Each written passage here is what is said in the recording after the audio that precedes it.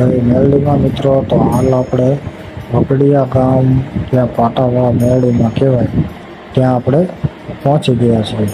તો હાલ તમને હવે અંદર જઈને છે મેરડી માતાજીના દર્શન કરાવું અને ત્યાંનો વ્યૂ પણ તમને બતાવું. ફરતું મંદિર કેવું છે, જે પાટાવાળા મેરડીમાં કહેવાય તેમની પડખે જે પાટો છે, રેલગાડીનો પાટો કઈ રીતે ફર્યો તે પણ તમને બધું જ જણાવવાનું છે. જય માતાજી મિત્રો, હું છું અંકિત મકવાણા અને હાલ આપણે પહોંચી ગયા છીએ ત્યાં વગડિયા ગામ પાટાવાળા મેરડીમાં કહેવાય. અને મેરડીમાંના પથ્ય અપરંપાર છે અને અહીંની જે કાંઈ તમે માનતા કરો છો તે પરિપૂર્ણ થાય છે. અને અહીંયા મેરડીમાંના તાળા અખંડ કાયમ ચાલુ જ હોય છે. અને આ જગ્યા વિશે તમને વાત કરું મિત્રો, તો આ મેરડીમાંના પથ્ય પણ અપરંપાર છે અને અહીંના ધારા કામ થાય છે. તમે જો સવારે માનતા કરી હોય એટલે બપોરે પડાકો તરત જ તમારું કામ થઈ જાય છે.